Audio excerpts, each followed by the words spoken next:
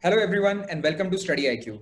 My name is Dr. Mahipal Rathod and today we have with us a very special guest, Dr. Dheeraj Kumar, an IPS officer of the 2019 batch.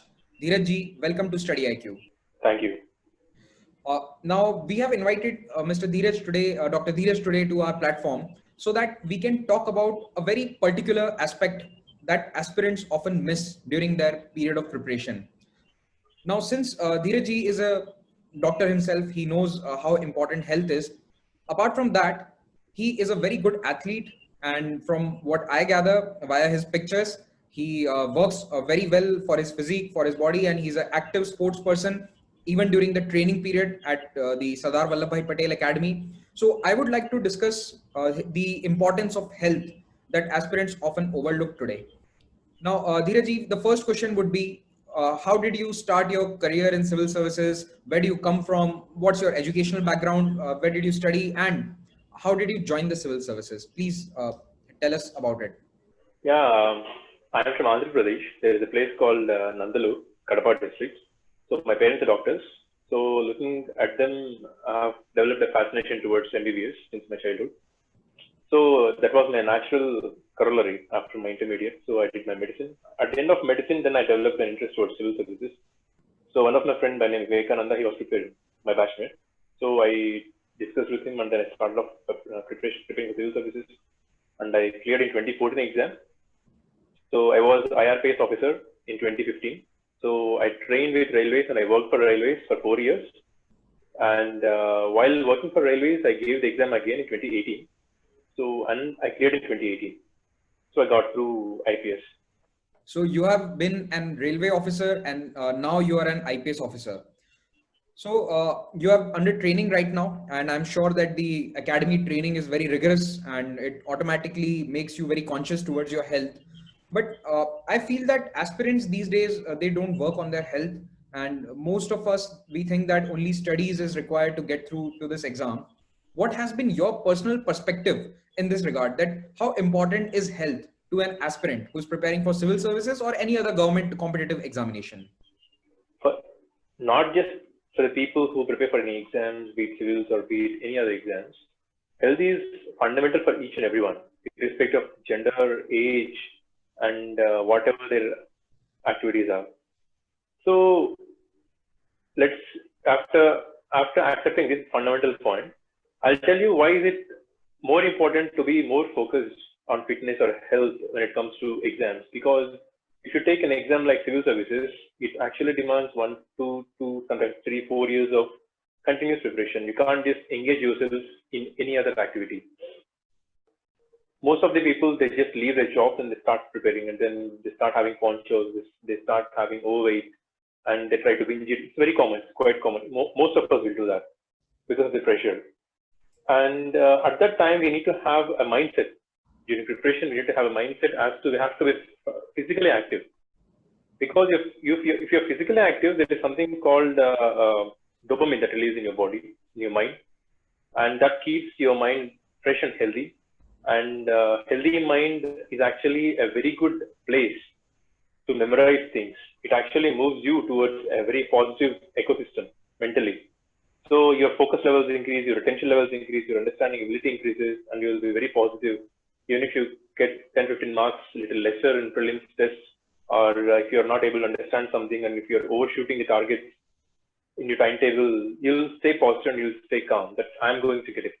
This kind of mindset will be achieved if you're physically fit. Now, aspirants mostly they live in metro cities. They don't have much space. They live in very cramped accommodation. And even if some people who are working in jobs, so how do they manage their health regimen? What do you suggest should aspirants do? How much time should they spend on their health, or what exactly can they do living in far away from home, not eating very healthy food? So, what is your suggestion for them? As I said, I think in the past 1, 2 decades, we have these street stalls and binge eating habits that have been improved. For example, we see McD or KFC. These are okay if you eat once in like 10 days or once in a month. But now when, as you said, people come down to places like Delhi, Hyderabad and Chennai, Bangalore, and Mysore, maybe some Kota in Rajasthan. So people just come over there and they just live in small places, and they don't have facilities to cook by themselves, and they can't really afford a cook sometimes. And even if they want to cook, they don't have necessary time to cook. So that's where it starts. That's when the habit of having a healthy food starts breaking. So we need to have some rules. Continuously, something should run in your mind that if you're binge eating or if you're eating something unhealthy today, at least for the next 3 weeks or at least 2 weeks, don't eat unhealthy again. So we can't altogether prevent now, because given this pressure in the exam, people tend to binge eat. That's a very common thing. It actually is a vent for to relieve the preparation pressure. But if you eat now, let's not eat for the next 10 days, at least a week. Once in a week is still fun. Okay. And any suggestions for leaving this habit of snacking that people have while they're studying late nights? They just tend to eat fried stuff. They keep on snacking till late in the night while studying and reading their books. Yeah, many of us do have that habit, but I don't really want to meddle with that. Snack it, but try to, if you want to avoid, you can avoid through your mindset. I told you, you'll have to understand fitness and then your health in a perspective, so that you understand the role of diet and timing of diet and quantity of diet and quality of diet into your fitness maintenance. So if you understand that, then you'll develop a perspective, and that's how your mindset starts. When you start thinking about it continuously, it becomes a sustainable thought, and then it actually gets involved into your lifestyle. That's how it has to. If I say now that just don't binge eat, that's not a sustainable solution. People just can't do that. Even if I have certain habits really die hard. So I need to have some change. The change should be for the change to be sustainable, I need to have a thought process behind that. I need to think and understand and then observe myself, and then observe people who are really fit or who are healthy and who are able to manage studies late nights without binge eating. So if they do have, they can reduce through by thinking through. And if they want to think through, I would suggest try to avoid late night studies. Try to sleep before 12. So if you sleep before 12, your dinner maybe around 8:30 should suffice. You wouldn't be hungry again. If you are awake till 2:33 a.m. or 3:30 a.m. in the night studying, then you start to have this hunger. Then you tend to binge eat. And binge eating, generally in that pressure situation, no one would go and have a healthy snack like almond. People would want to have some roasted almond chocolate, dairy milk. So things like these. So it's a multi-faceted and multi-dimensional. You just can't stop at that point. It's not sustainable, because at the end of the day, getting a rank and completing your syllabus and then getting through is much more important than these temporary habits. Right. There's often a misconception, or I don't know whether it's true, but many aspirants think that being healthy or having a good physique, it does help positively in the interview. Is that correct in your opinion? Does it affect negatively if someone is not very healthy, or is someone obese in the interview? Does that matter? I wouldn't say if someone is obese or not that fit, it actually affects negatively, because your frame of mind and your knowledge and the right attitude and approach towards the questions and your confidence while answering them, that comes out of knowledge. There can be a little advantage, maybe 10, 15, 20% of advantage if you're physically fit and looking attractive, and if you walk through in a confident manner, there will be an advantage, but that doesn't actually suffice for your lack of knowledge. You need to have your knowledge, and that comes first. 90% of that is your knowledge and how you present things and how you're developing perspective and how you are able to analyze various problems and coming up with solutions. So this matters a lot. There is a little advantage, but if people who are not that fit, that doesn't actually matter. That shouldn't matter. Okay. Now, you were in the railway services earlier, and you must have undergone the 3-month training as well, because that was compulsory for all the services. Now, do you think that a healthy aspirant has a better chance at completing the trainings properly, because there's a lot of fitness regimen involved, especially in the IPS also? Do you think it gives an advantage to people who are healthy and who have healthy habits since their aspirant days? It will help if they are already fit, if you get into a service like IPS, because it has been physically rigorous. The training right from the point of time when you wake up early in the mornings and then it starts, it's quite rigorous. It's not that easy. People who have been my matchmates in my railway services who are into IPS, they used to say that IPS training is tough. I used to think I'm already kind of fit, so that shouldn't be a problem for me. But no, Even if you're fit, it will be tough, but it will be less tougher than others, people who are not fit. But even if you are not that fit and if you are little obese, there are so many examples in my batch who came to NPA, National Police Academy, and they started sticking to the regimen that has been prescribed by NPA, to the particular schedule and the kind of food habits we have in NPA. And they started losing weight. They started getting fitter. One of my very good friends, he lost some 125 kgs of weight in like 6 months, 5 months. Okay. And he stood number 18 in a long race. We have 8-kilometer race. He was number 18. It's not, he used to come at maybe 90, 95 number out of 150. Now he stood 18. It's actually remarkable. I was inspired because he was not a fit guy. He says he never played a sport. He's from Delhi. He never played a sport, he says. And then in 6 months, he transformed himself amazingly. Okay.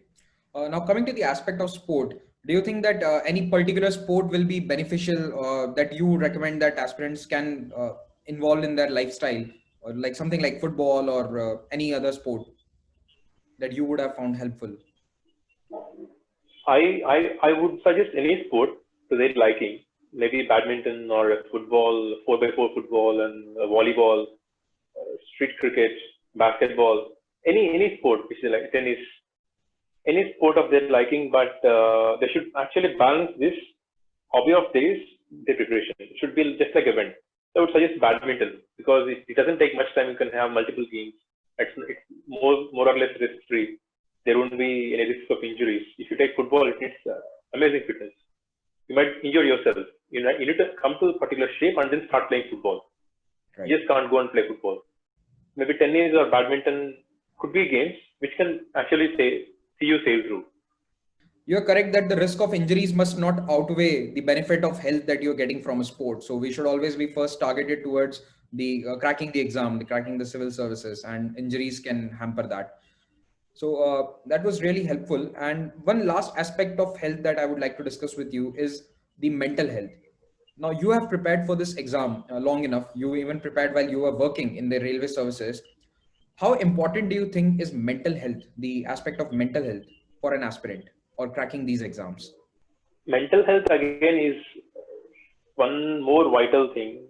If you're not healthy mentally and if you're not positive, if your morale is not high, and if your spirits are not upbeat, there's no point in sitting for the exam, because this exam is all about mindset.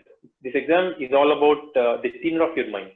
How effectively can you take the pressure, and how effectively can you dissipate the pressure, and how effectively can plan yourself, and how strongly can you take a failure, and how efficiently you can bounce back at a failure.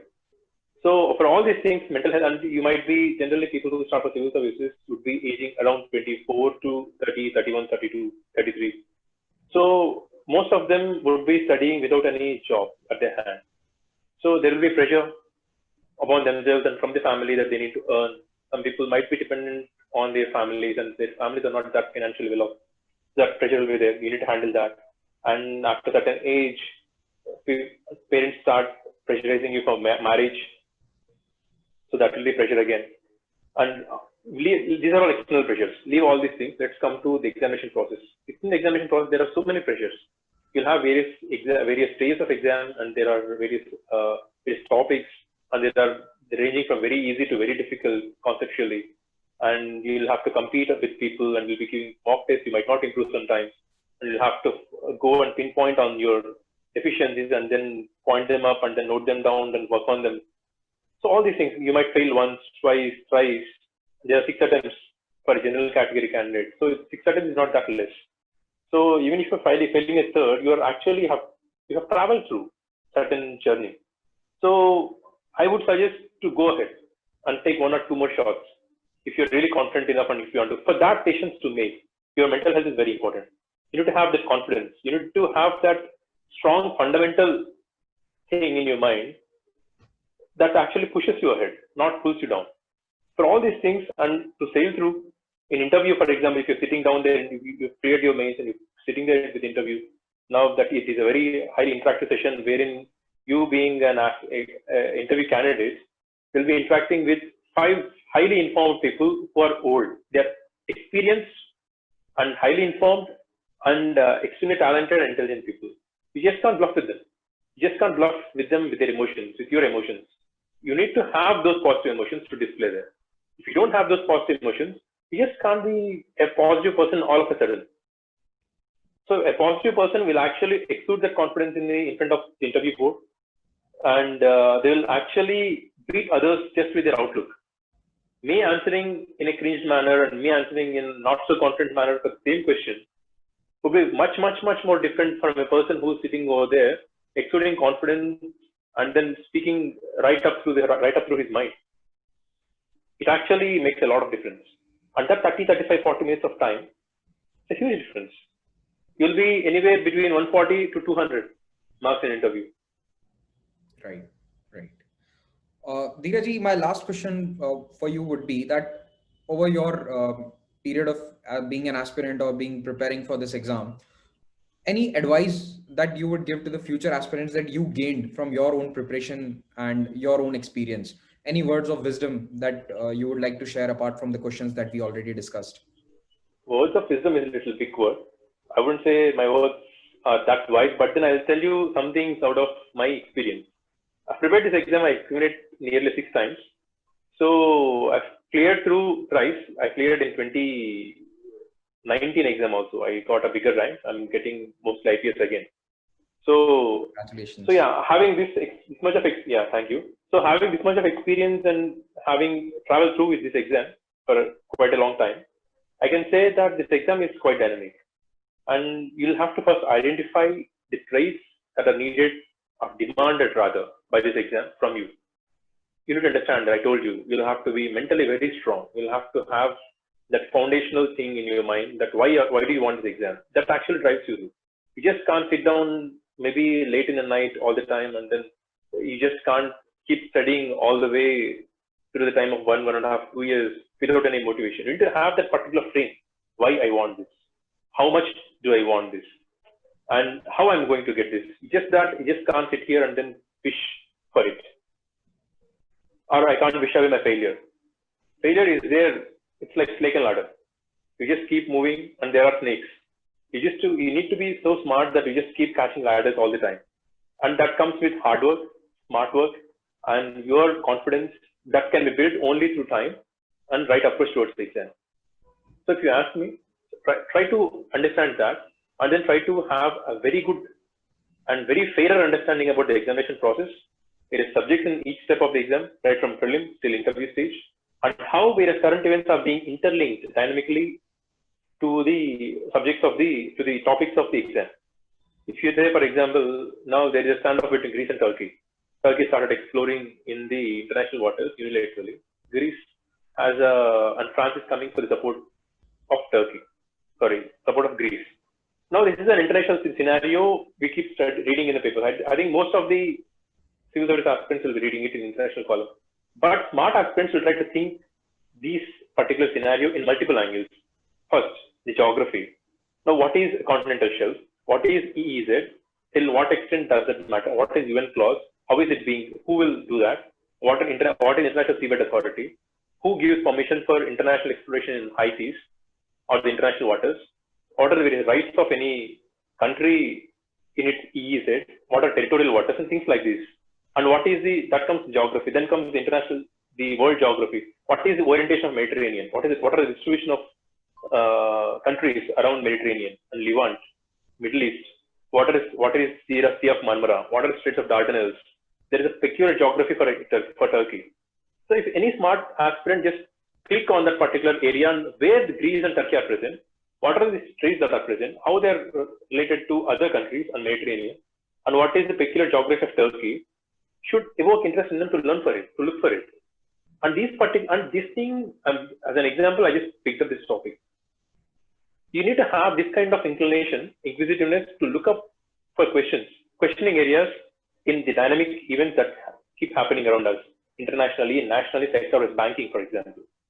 And you take health sector, COVID, vaccine, RNA viruses, how it gets transformed, how it gets transmitted, and what is the enzymatic test.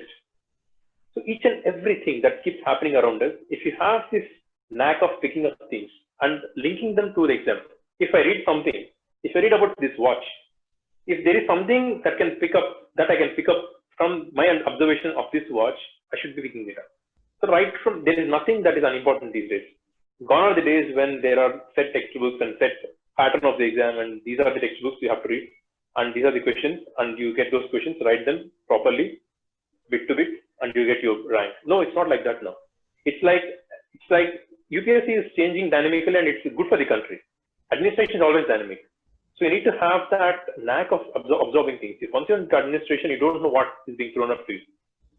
So you need to have this knack of understanding circumstances properly, and then coming at it in a very efficient manner.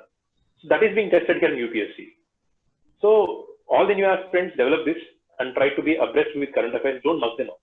It's not, don't just pick up PT365, things like that and mug them up.